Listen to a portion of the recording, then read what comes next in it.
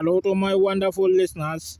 One Family TV wala mutanale nan kotenke. Mbadiŋolu i ka fo me ko state national address wala mkoti me ya lon ko bi president Adama Barrow ya kade sa wosan aka menke me ya lon ko akata député bungoto de kasi député wol nyaati lon la ka diamu ko la me ya lon ko ni santam bilala wala ko yal mel la da kan dani sam me ya lon ko wala mina kande abe kujuma lel me ya lon ko wala be la nga bulude but president Adama Barrow diamu ta kujama la de janin kala diamu naati nande ay diamu jama ka tandi ko yal men ya lon ko wala bala man sakunda kono de anin ku kendol men ya lon ko nin santambilala ay wolle kede Gambia banko nin kande president Adama Barrow be jede me ya lon ko adiyam ta ku jamala de me ya lon ko kole akol me ya lon ko wolle be laara kam man sakunda nin kono anin ko la fanana ay ku kendol men ya lon ko abolle ke kam banko dungole Gambia banko nin kande ora annana na president Adama Barrow tan na lamo anin hakilo la de mbadi ngolude nkana alamo anin jusola be kuma kan me ya lon ko abole fokan me ya lon ko abe diamu kam banko dungole de ka tandi ko ay ku kendol me ya lon ko ay wolle ke Gambia banko nin kande kabira shita de me yalon ko wolke danin santambila nentidi a tandi kan ko yal fana me yalon ko wolle be laari man sakunda kan o ko fana adiyam ta ku jamala jede me yalon ko adiyam ta national assembly lar me yalon ko wala mun na député wol nyaati lon na de me yalon ko president Adama Barrow yake bila de woto mbadi ngolu anna president Adama Barrow tan na lamanin hakilola mbadi ngolu kana allama foreign service regulation and draft posting policy in addition to a foreign service bill which will be submitted to the cabinet for review and approval. These are part of broader efforts to reposition our foreign policy, streamline foreign service operations, and enhance the professionalism and efficiency of our foreign service. Our objective at home and abroad would fail without a strong economy, reliable human resource, and the required infrastructure programs and development efforts. I will therefore turn attention to the economy before moving onto the productive sector that sustains it. The economy. Honorable Speaker, in 2023, the Gambian economy surpassed the projected growth rate for sub-Saharan Africa and stood at 5.3%. This resulted from our commitment to economic growth and prosperity, reducing inflation and our debt vulnerability while maintaining prudent fiscal policy. Over the years, we have been implementing a series of public financial management reforms. These are reflected in such initiatives as the updating of the 2014 Public Finance Act and formulation of a new public procurement bill. We have also rolled out the integrated financial management information systems, IFMIS, to all local government authorities, created the State-Owned Enterprise Commission, and enacted the Anti-Corruption Act 2023. The reforms seek to increase fiscal transparency and accountability. As a welcome development, the International Monetary Fund has approved a new $100 million extended credit facility arrangement with the Gambia, thereby further supporting our economic recovery and structural reforms. In addition, different from the $25 million threshold program to support our electricity and river transport development endeavors, the Gambia has been selected to develop a $300 million development compact with the United States through its MCC. Strategically, we recently launched a $1 billion recovery-focused National Development Plan, YIRWA 2023-2027, which builds on the progress made during my first term in office. I am optimistic that the economy will continue to grow stronger. Agriculture and natural resources. Honorable Speaker. Agriculture and our natural resources are crucially important feeders of our economy. As one of the productive sectors, agriculture in the country did not perform badly in 2023 season. It benefited from a favorable weather and timely government interventions, such as provision of free plowing services, free seeds, and heavily subsidized fertilizers for many farmers. Consequently, cereal production increased by 21%, rice by 27%, maize by 25%, millet by 14%, and sorghum by 17%. The cash crops also increased those groundnuts by 12%, cowpeas by 26%, findo by 9%, and sesame by 6%.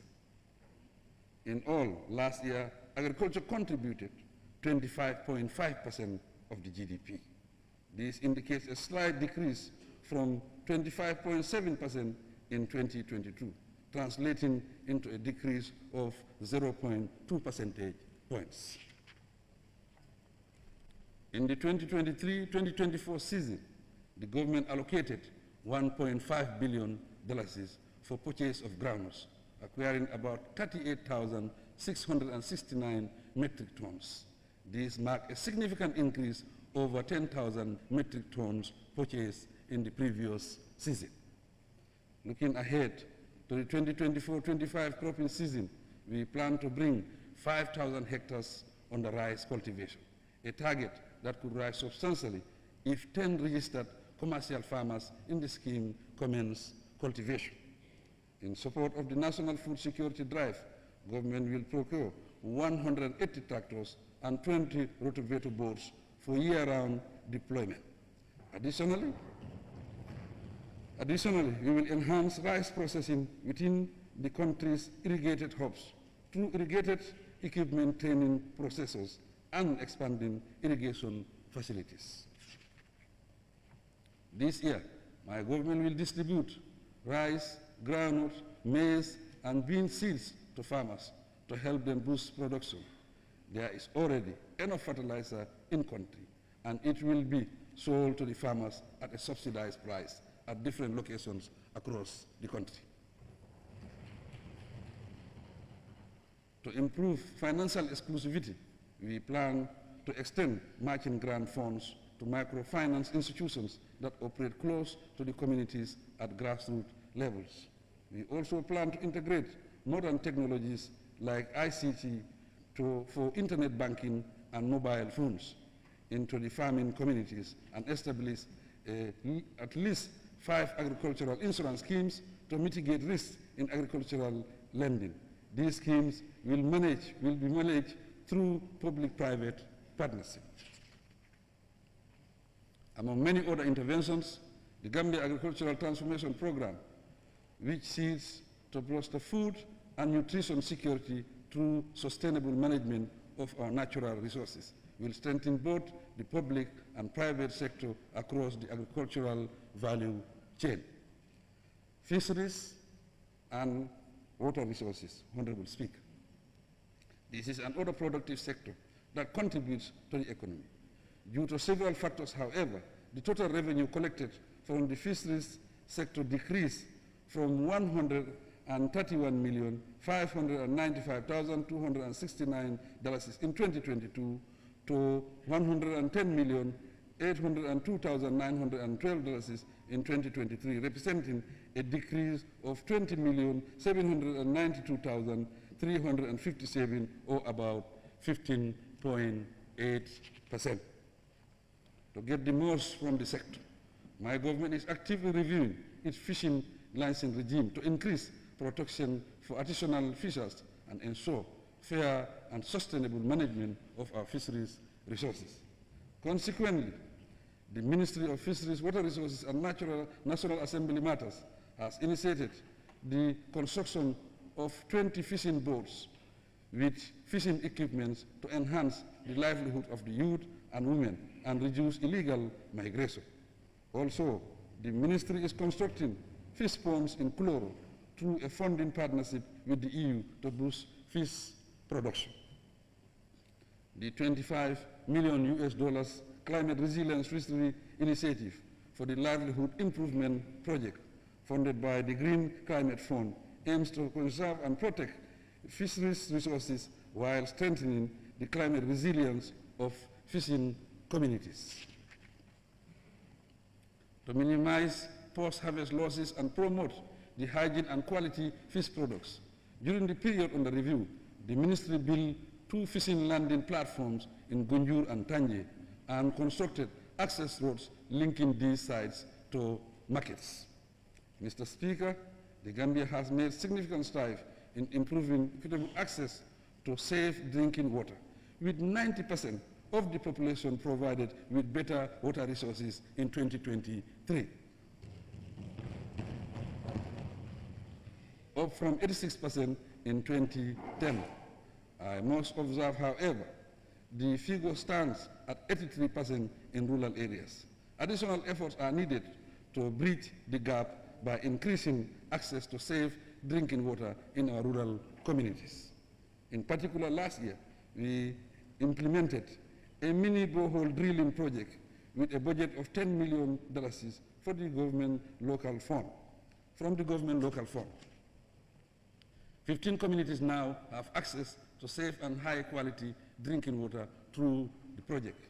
In collaboration with the African Development Bank Group and Japan, my government targets to install 130 large solar-powered pipe water systems to benefit 162 communities and an estimated 280,000 people.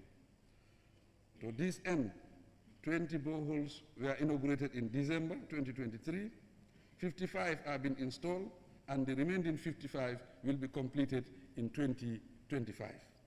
My government will not relent in sustaining these efforts. Transport, works, and infrastructure. Honorable Speaker. Inspired by the principle that roads connect people and foster prosperity, our commitment to develop comprehensive transport infrastructure remains unwavering. In accordance with our Recovery-Focused National Development Plan, RFNDP, significant progress has been made in both urban and rural roads development. The Barton-Hardin Highway and its feeder roads, for example, are near completion. The rural roads program, stretching 365 kilometers and fully funded by the national budget, is advancing smoothly. In 2023, Mr. Speaker, we completed the Salum, Nyanija, and Sabasanjal roads. By the end of 2024, we expect to complete Kiang West roads, Nyomi Hakalang, and a significant portion of the 365 kilometers of roads nationwide. On water transportation, we are concluding a concession contract with Albrak Company Limited, which will further enhance port efficiency. The contract includes development of a new deep-sea port in Sanya. Apart from refurbishing all ferries, we have procured 2 new ferries and are awaiting their delivery. These initiatives will guarantee reliable and safe ferry services on the Banjul-Bara route. In addition, we have partnered with the private sector to upgrade the Banjul shipyard to support the ferries as well as other craft and industrial fishing vessels. This will contribute to boosting skills development and job opportunities. The transport sector contributes significantly to the economy. The Gambia Port Authority, for instance, recorded revenue collection of $1,563 million in 2023, representing a 2% increase over $1,534 million collected in 2023. Similarly, the authority registered a 20.4% increment in its gross profit in 2023 of $1,199 million compared to $996,134 million in 2022. Unfortunately, due to high operational costs and the negative impact of the exchange rate on the authority's revenue, a marginal increase of just 2% in revenue was recorded for the year. Honorable Speaker, in the area of aviation and maritime operations, Aside from undertaking comprehensive reforms to align operations with international standards and best practice, we are inviting our human capital for a viable skilled workforce. In this respect, 23 students are currently sponsored at the Regional Maritime University in Ghana, studying various engineering fields. All the first cohort of students graduated with distinction. Mr. Speaker, to conclude, the Gambia Transport Service Company has significantly improved public transport, offering safe, affordable, and reliable transportation options across the country. Tourism and culture. Honorable Speaker. The tourism sector has demonstrated remarkable resilience, growing in tourism arrivals over the past 3 years and making a significant contribution to the Gambia's economic development. In 2023, there was a 13% increase in tourism arrival, totaling to 206,836 compared to 182,795 in 2022. The increase in arrival has translated into revenue increase from 168 million point 19 in 2022 to 333 million point 12 in 2023. These reflect a robust recovery and growth in the sector. In view of the importance of the tourism sector, we will not relent in improving our promotion strategies, infrastructure, products and service to improve access to major hotels along the tourism development area. Therefore, 3 road projects are near completion. Other plans include further promoting community-based ecotourism and domestic tourism. In the cultural sector, the Ministry of Tourism established the National Endowment Fund for Arts and Culture in 2023. Following cabinet endorsement, the fund will be operational in 2024 to provide a steady source of support for Gambians' arts and culture programs. On legislation, the Gambia has ratified 2 major UNESCO conventions, namely the 2001 Convention on the Protection of Underwater Heritage and the 1970 Convention Against Illicit Transfer of Cultural Goods. Both became effective on 10 February 2024. Trade, industry, regional integration, and employment. Honorable Speaker, through the Ministry of Trade, Industry, Regional Integration, and Employment, my administration remains committed to enhancing trade, fostering private sector development, propelling industrialization, and ensuring the effective functioning of the labor market. Recent measures to mitigate external shocks thus include stabilizing prices and ensuring the availability of essential food commodities. Furthermore, we now give priority to vessels carrying essential goods to avoid undue charges, and we provide subsidies for flour and fuel. We also engage with the central bank to ensure foreign exchange availability for essential commodity suppliers. In 2023, the administration negotiated with the government of India and secured a waiver for rice imports on a concessional basis, with a new extension granted for 2024. This incorporates an allocated quota of 150,000 metric tons for the Gambia. Discussions to include sugar in this waiver support are progressing. In collaboration with the Ministry of Finance, the country secured a $50 million trade finance facility from Badia to support the importation of essential food commodities and fuel. The facility is to facilitate continuous availability and affordability of these commodities. Mr. Speaker, the People's Republic of China granted the Gambia duty-free quota-free market access in 2017 for products like groundnuts, cashew, sesame fish, and cassava. In 2023, this coverage was extended to include 98% of the Chinese tariff. To take advantage of the African Continental Free Trade Area, we have launched the Green Industrial Transportation Transformation through Special Economic Zones and Agropoles program. The objective is to establish a climate resilient, sustainable special economic zone and 3 agropoles to accelerate manufacturing and agricultural transformation. I am happy to add that there is funding from the African Development Bank for a feasibility study to establish a special economic zone along the Senegambia Bridge. An Indian consulting firm has been recruited to conduct the study.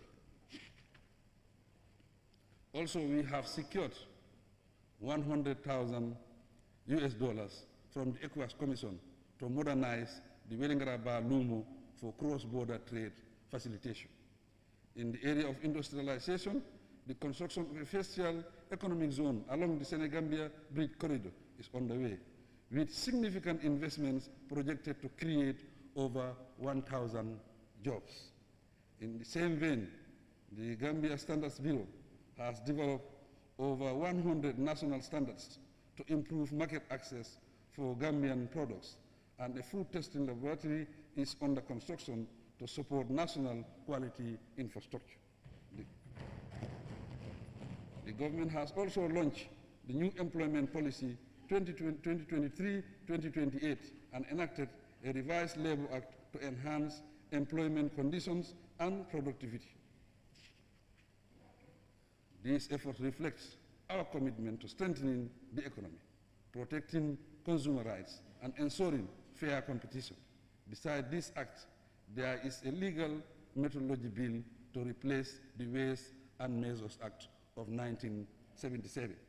Mr. Speaker, the Gambia Competition and Consumer Protection Corporation administered 116 consumer cases in 2023 and recovered substantial amount of money through its alternative dispute resolution mechanism. Despite this, there are plans to amend the Competition and Consumer Protection Act and develop a merger review regulation framework. Relative to employment, a national labor force survey to assess employment trends and challenges that have been conducted. We are equally working hard to equip our youth and essential skills for gainful employment and entrepreneurship. Likewise, we have signed bilateral agreements with Saudi Arabia and the UAE to facilitate secured and transparent employment opportunities for our youth abroad. These efforts are aimed at building our trade capacity, improving labor market conditions, and supporting the nation's economic growth. They will also contribute to realizing our target of creating 150,000 jobs opportunities over a 5-year period.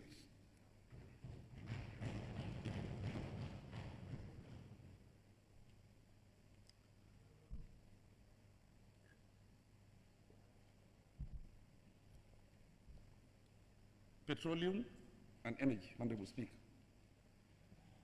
The Ministry of Petroleum and Energy has been actively engaged in issues of access, affordability, and sustainable utilization of energy resources through regulation and various programs and projects.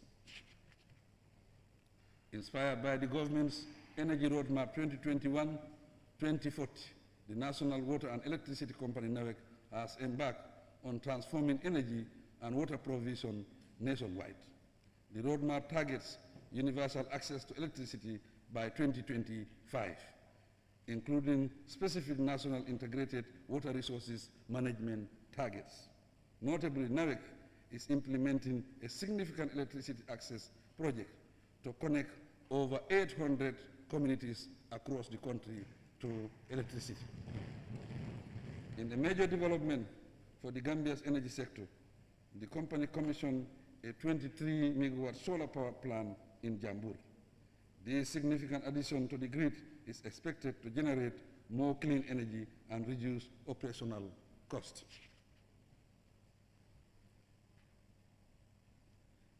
In the geological sector, the focus remains on the sustainable use of mineral resources essential for the construction industry. Specifically, the demand for sand in 2023 exceeded 1 million cubic meters due to extensive infrastructural development.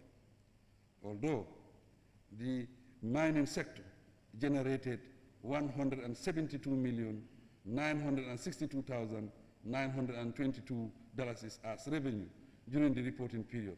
Sand, gravel, and other heavy mineral concentrates contributed significantly to this achievement. The Gambia National Petroleum Corporation, GNPC, continues to pursue energy security by exploring and developing the country's petroleum resources. It has engaged in power purchase agreement and partnership for crude oil exploration and capacity development with entities like the Nigeria National Petroleum Corporation and Guinea-Conakry's SONAP. GNPC is also participating in the Nigeria-Maroc gas pipeline project, which aims to utilize West Africa's natural gas resources and provide alternative export routes to Europe. Be assured that the government will continue to pursue the profitable utilization of the country's energy and geological resources. Pertaining to water provision, a major water project under the OIC Infrastructure Development Program, valued at $22.5 million seek to increase water production accessibility to underserved areas. This initiative is aligned with the global goal on access to clean and safe drinking water. Still, NAWEC is implementing an emergency water project funded by the World Bank for $13 million. The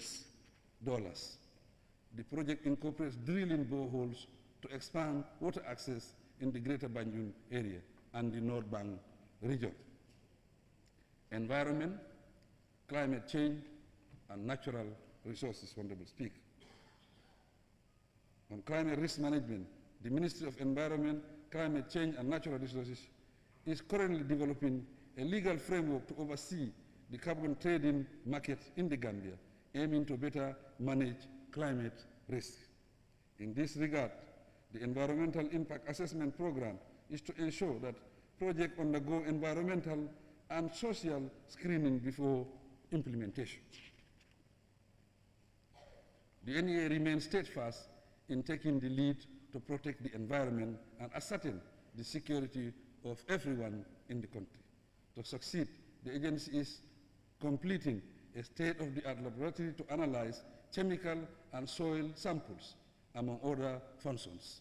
The facility will support informed decision-making and timely action to protect the environment and public health. Recent cabinet approvals include the NEMA Amendment Bill 2022, the Hazardous Chemicals and Pesticides Management Act Amendment Bill, and the Waste Bill. Their enactment will significantly strengthen efforts to tackle environmental challenges. The Forestry and Wildlife Management. The Department of Forestry has supported 620 communities to enter into preliminary community forest management agreements. This has increased the total under community schemes for 45,237 hectares. In line with my government's position on planting trees, efforts in this area extended to seed distribution of indigenous tree species and the planting of 468,617 trees across the country. Overall, there has been a significant expansion of protected areas in the country, and the destination of the Forest Man Biosphere Reserve is awaiting UNESCO approval.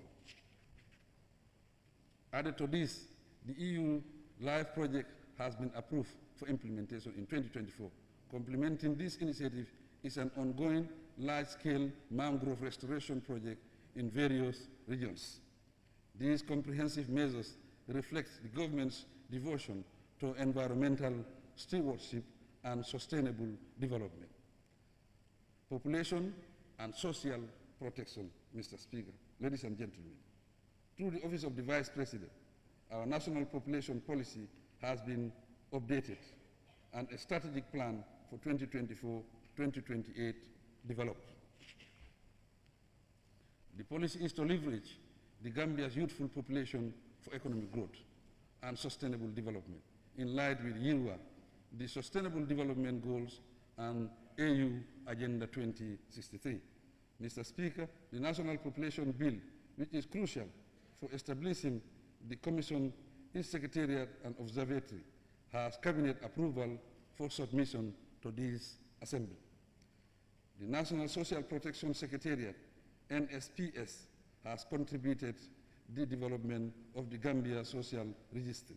This is an integrated database enhancing social protection services by effectively supporting the poor and vulnerable. The system has already facilitated identification of beneficiaries for 5 significant programs. Among these are the flagship NAFA cash transfer intervention and the World Food Program 2023 lean season response. Happily, the Gambia Social Registry is transforming social protection services to the people, and we hope to achieve nationwide coverage by the end of the year. Even at this early stage, the registry has supported 8 programs that include those run by NGOs, development partners, and various government ministries and departments. Honorable Speaker, let me officially announce the government-funded initiative of mainstreaming social assistance to vulnerable households through the Family Strengthening Program.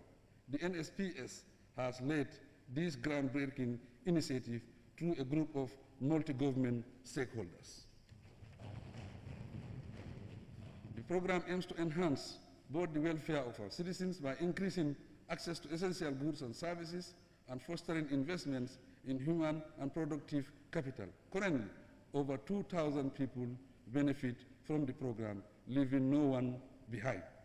To lay the foundation for a sustainable social assistance sector, the National Social Protection Bill, now with the legislature, is to establish a robust framework on social protection rights through a social protection fund that will expand government support to the most vulnerable groups.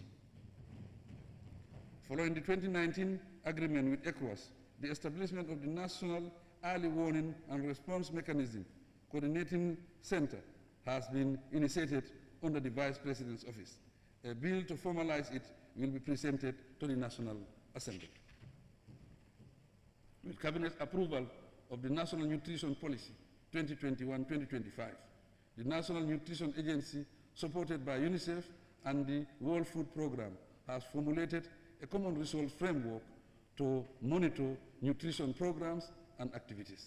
In addition, to combat micronutrient deficiencies, the National Nutrition Agency launched a food fortification and biofortification strategy that targets critical deficiencies among women of childbearing age and children under 5. Last year, the NAFA program under the Gambia Social Safety Net, supported by $30 million grant from the World Bank, ended successfully with a significant impact. It has benefited 16,966 households across the poorest districts. To build on this success, the program will be expanded to include an additional 20,000 households. To protect public health and facilitate both national and international food trade, the Food Security and Quality Assurance is implementing its decentralization strategy by deploying food inspectors and safety officers at all national border points to ensure food safety in the country. A comprehensive country-wide food control system has thus been established. Mr. Speaker, the National Disaster Management Agency, NDMA, recently updated the National Disaster Management Policy and Strategy to address disaster risk. Preparedness activities, including drainage, cleaning, and waterway dredging, are underway in flood-prone areas. Last year, NDMA completed cash transfer to households affected by mild drought and collaborated with WFP to improve essential food supplies to disaster-affected and food-insecure households during the lean season. Land, regional government, and religious affairs. Honorable Speaker, land administration is indeed a matter of great concern to my government. We continue to have land disputes around the country that trigger tension and chaos. The trouble that erupted in Gunjur and Manduar and the land disputes in CRR and URR are typical examples. In the same way, the destruction of forest land and reserve or protected sensitive wetlands threaten the peace in some communities. Equally troubling are the communal boundaries and international border tension, thus requiring attention. All these have a negative impact on our flora and fauna, in accordance with the Banjul Declaration of 1977.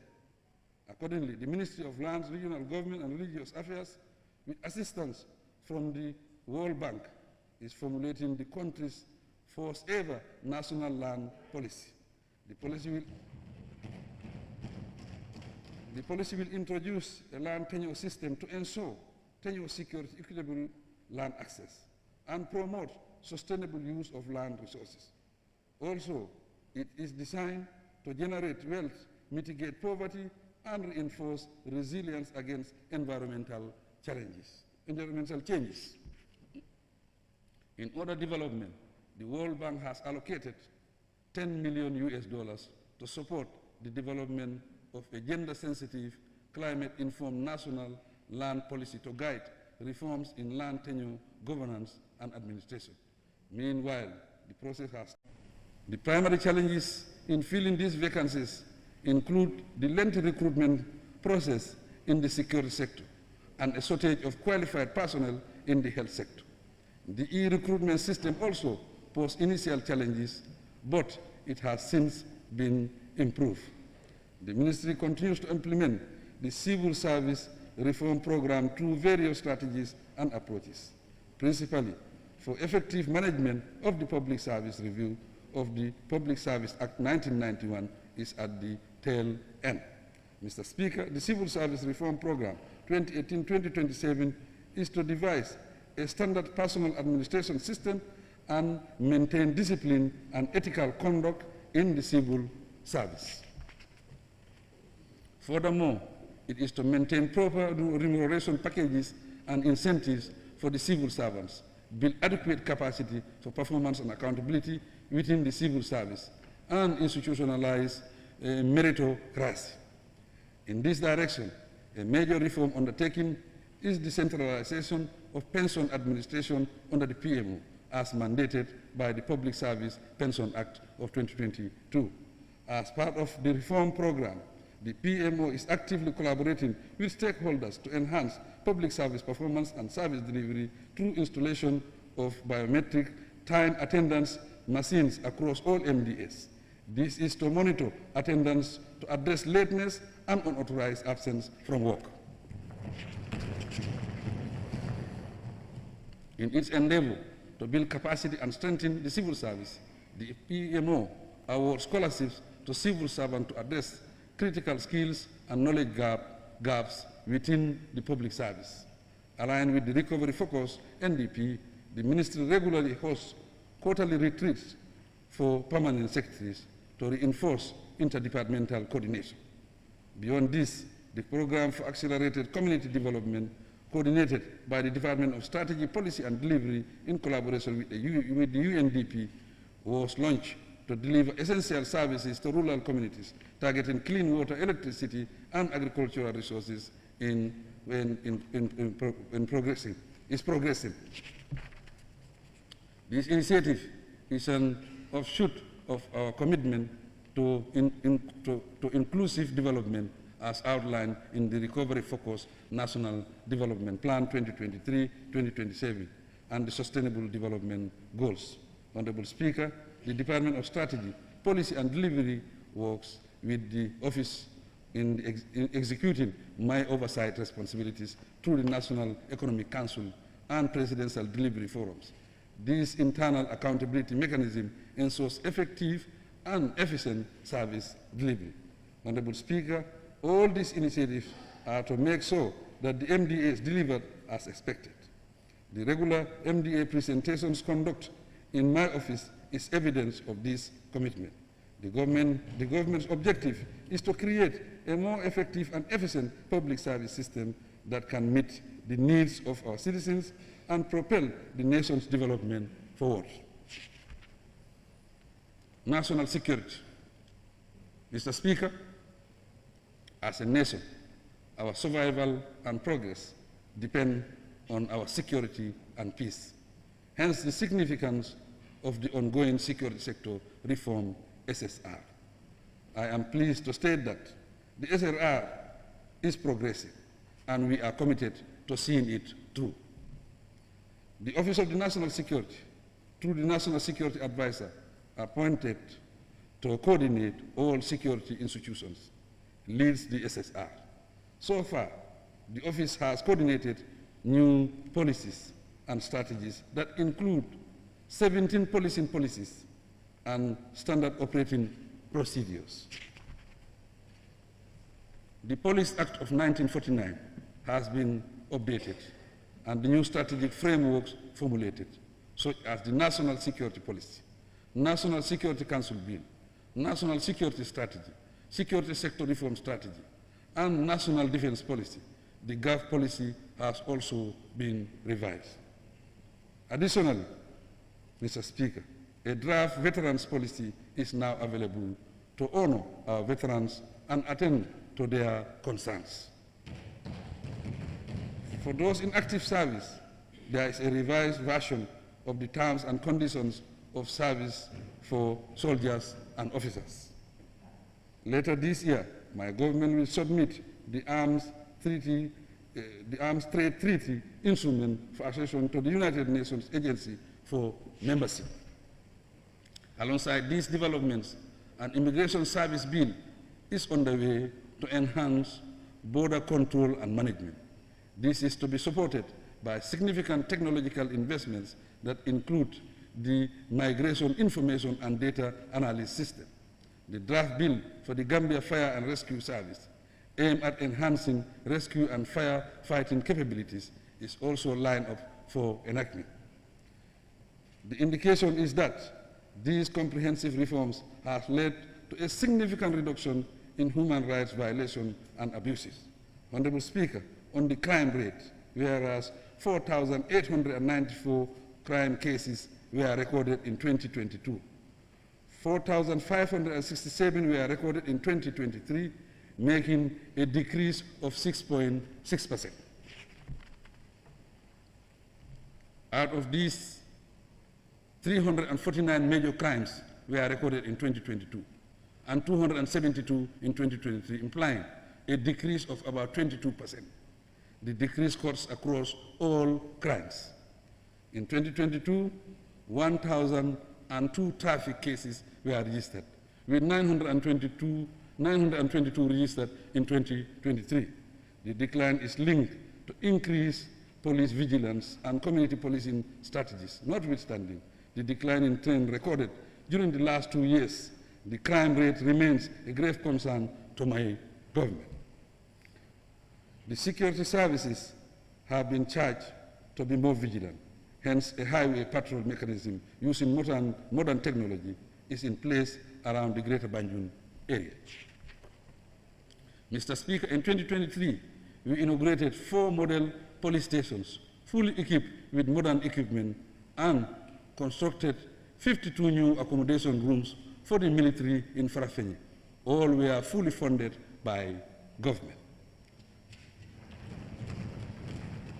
To complement these efforts, we have commissioned 2 naval vessels, one funded by the government of the Gambia and another donated by the Kingdom of Spain.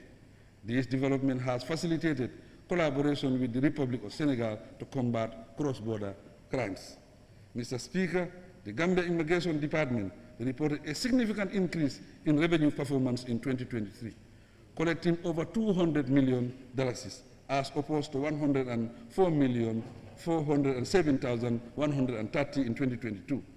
The increase certainly indicates improved financial management and a more effective monitoring system. I must observe, nonetheless, that mitigation remains a critical matter globally. My government is thus exploring legal pathways for Gambian migrants through bilateral labor migration cooperation.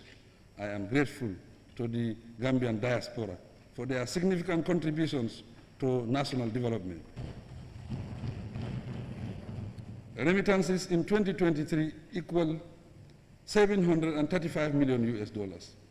These funds contributed to supporting families back home and contributing to our national development efforts. Moving on, our stance against drug abuse is underscored by impressive seizures and convictions achieved by the Drug Law Enforcement Agency. The agency is working actively with partners to establish a rehabilitation center and has launched a drug demand reduction program to educate the people, particularly young persons, on dangers of drug abuse. In the correctional system, plans are underway to close the Mile 2 prison property and integrate it into the Banjul Port area. The entity will be transferred to Josuang or relocate to a new site in the Greater Banjul area. This is in accordance with the TRRC recommendations and various human rights reports. Women, children, and social welfare, Honorable Speaker.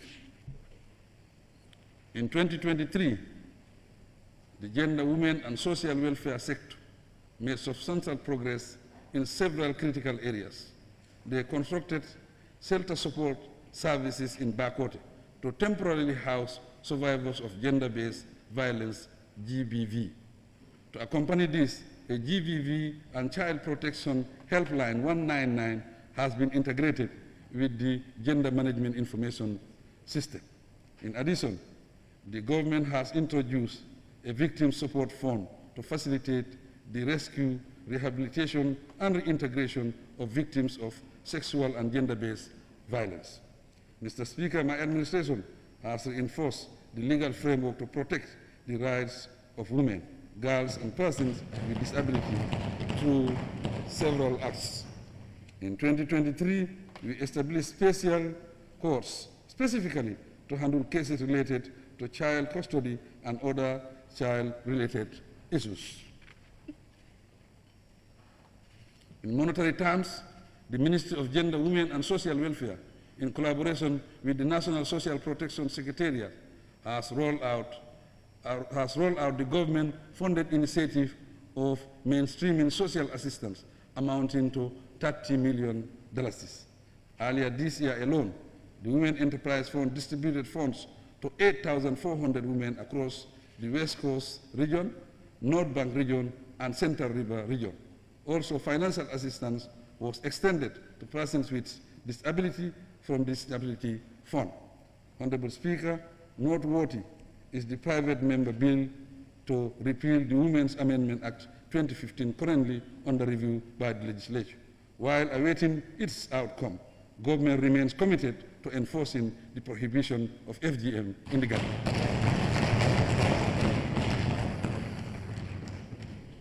Moving forward, in 2024, we plan to expand the special court for children to handle more cases and set up a forensic lab dedicated to processing evidence in SGBV cases, specifically for rape.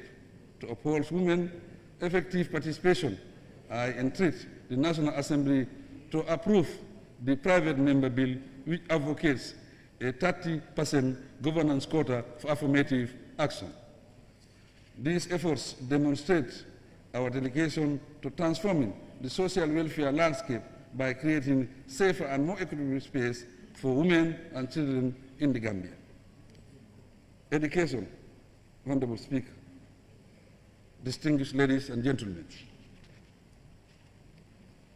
Education and skills acquisition are fundamental rights for every citizen. Therefore, my government places a high priority on the delivery of educational services.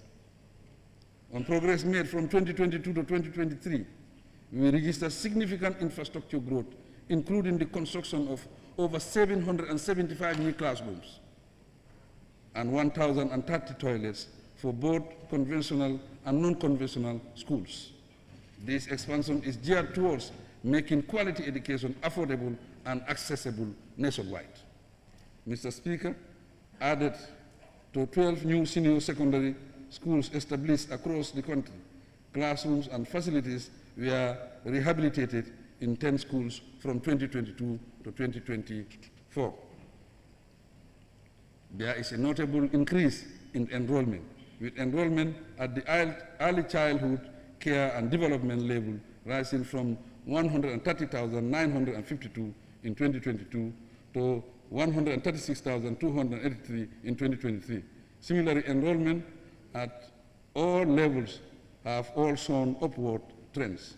We are grateful for the partnership with organizations such as the MRC Holland Foundation, the World Bank, and various UN agencies. Honorable Speaker, over the past 3 academic years, our post-secondary institutions, including TVET centers, recorded significant enrollment increase. In 2022, enrollment reached 36,791 students, compared to 34,894 in 2021, although it dropped slightly in 2023 to 35,272. It still remains robust. Linked to this recently, I launched the Skill Innovation and Entrepreneurship SIE Fund to train our young people to utilize technical skills learned from the classroom is suitable for business ventures. Mr. Speaker, the number of graduates from our public institutions continues to increase in view of the increase in the number of higher education institutions in the country.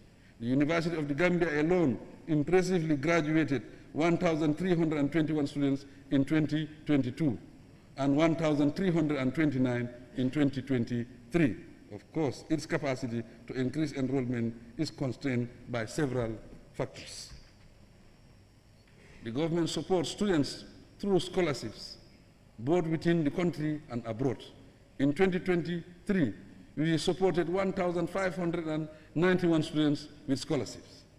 This far, in 2024, we have already awarded 655 additional scholarships, totaling to 2,246 to promote equitable access to higher education opportunities.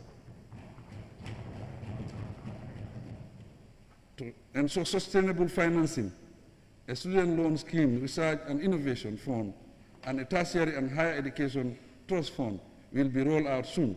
Each of them have cabinet approval and will be presented to this August Assembly.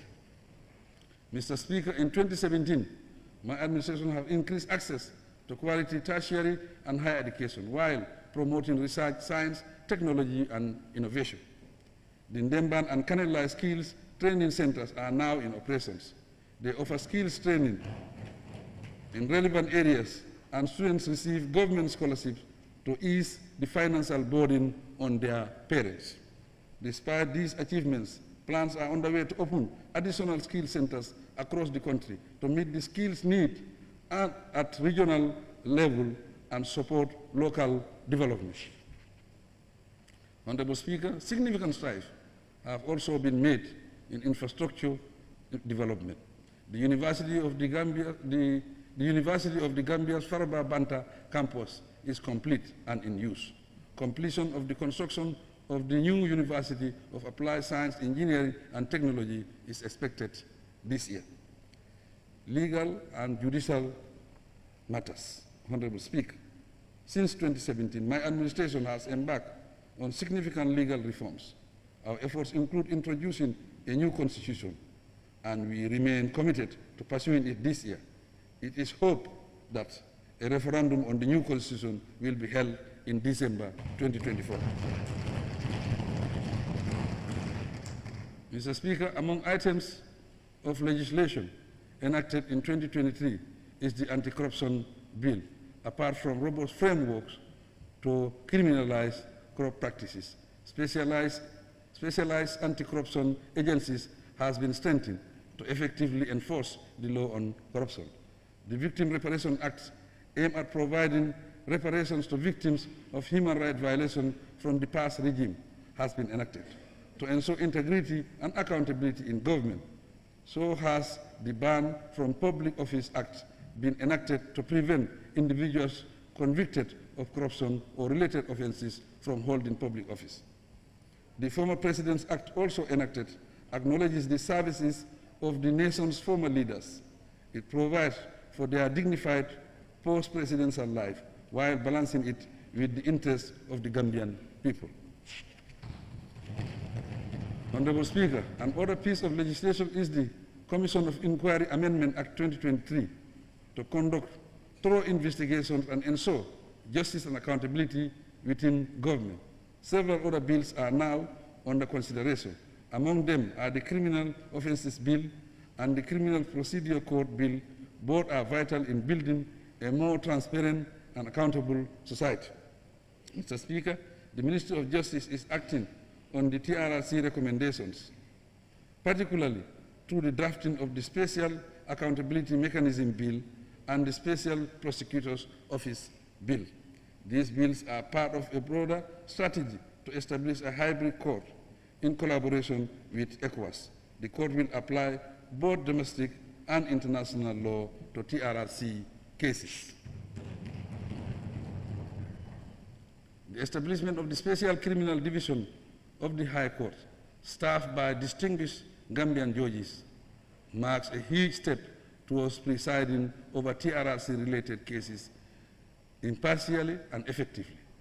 As we continue to strengthen our legal and judicial systems, my government remains resolute in its commitment to upholding the rule of law and ensure justice for all Gambians. Youth and sports. Honorable Speaker, one of our objectives is to guide our youth towards entrepreneurship, employability, and leadership, foster widespread community and national sports participation, and strive for sportless international engagements. The period under review marks significant strides in this direction. The revision of several legislative frameworks and policies and the effective coordination of related programs across the nation via satellite institutions are notable aspects of this drive. On further legislative efforts, with support from the UN Peace Building Fund, the Ministry of Youth and Sports and their stakeholders have reviewed key acts and developed the new Gambia Sports Bill and Youth Bill, alongside proposed amendments to other existing acts. These will be presented to the National Assembly. The Youth and Sports Development Levy has facilitated the construction of sports facilities in strategic national locations and the implementation of the Youth and Sports Revolving Loan Fund. Several mini stadiums have been inaugurated, and there are more construction works and upgrading of facilities in the pipeline. Mr. Speaker, our national teams have proudly represented the nation in recent international competition, participating consecutively in the 2023-2024 African Cup of Nations and the All Africa Games. We applaud them and wish them well in all future competitions. The Ministry of Youth and Sports is continually initiating skills development and employment opportunities for youth. The National Youth Service Graduate Program, launched last August to prepare young graduates for the job market, is a clear example. Another is the ongoing training in sustainable farming practices provided by the Gambia Songhai Initiative. In 2023, the President's International Award Scheme celebrated the achievements of 1,650 young recipients. Likewise, we continue to support needy training programs which have benefited over 1,000 young people. The Bagway returnees, many of whom have started or scaled up their businesses, are participants in these programs. Health, Honorable Speaker. Without compromising on quality, my administration is dedicated to delivering healthcare services, putting emphasis on primary healthcare, efficient service delivery, a well-trained healthcare workforce, and strong health infrastructure. In this direction, we recently inaugurated 5 new state-of-the-art health facilities in Salikenye, Kienjali, Chismajau, Tumanna, and Mankawankunda, respectively. Construction of the Njau Health Center is progressing with satisfaction. With World Bank support, works are in progress on the National Food and Drug Quality Control Laboratory at Brusubi, a new biomedical engineering unit, and the National Emergency Treatment Center in Farato. Completion is expected this year. On a separate development, my government has allocated $250 million to procure essential medicines to readily ensure treatment of common communicable diseases, especially for maternal and child health. This aside, we continue to collaborate with the Global Fund to combat HIV and AIDS, tuberculosis, and malaria. Accordingly, we have successfully secured a grant of $23,415,000